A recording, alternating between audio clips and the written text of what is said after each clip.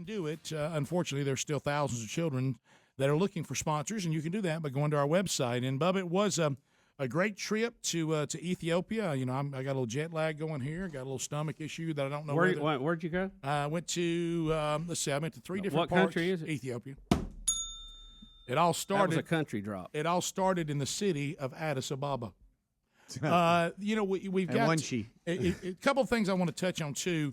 The show will be live all 4 hours this Friday from Huntsville at the Tennessee Valley Hunting and Fishing Expo, so plan to join us there. A little change on a speaking date. I was down for speaking at Christ City Church in Birmingham. Our friend David Nasher, of course, the pastor there, and we got confused. I'm actually speaking there this weekend, not next weekend. So we made that change on our upcoming event. So look forward to seeing all of you there at that 10 a.m. service local time.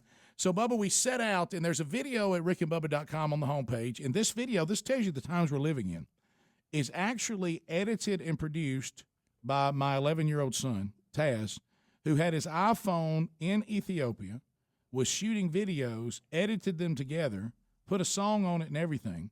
And you can get just a little glimpse of some of the stuff that went on. He's got the different flights, and he's got the different rooms that we stayed in, because we stayed in 3 different places throughout the week, so we could see everything that World Vision wanted us to see. That, by the way, is where we stayed on the last few days, and that was really nice, by the way, in that grass hut. But and you see here, if you're watching the video on Ustream, this is Addis Ababa. This is the downtown part. By the way, I will say this: when we were in the city, their biggest city, which World Vision want us to see the first couple of days. These are 2 of the kids that we sponsor, and those are the bags on their back that have their gifts in it that Sherry put together and we brought to them. And of course, I'll get into that. It was crazy. That's us playing a game with some of the Ethiopian children, the little slap game they'd never seen. This is World Vision has put together irrigation now for them to water their crops year round. I thought that's Chocolaca Creek. Well, it looked like it, but it was during the rainy season, so we got a lot of rain. But as many of you prayed and Sherry prayed, that's 2 of the boys that we sponsor too. By the way, one of them whose name was Brooke. By the way, it wasn't spelled that way. That's the little girl there on the left at the bottom. That's the youngest girl that we sponsor, and that's her whole family. Except for the boy who was like Brody's age, and he was tending to cattle.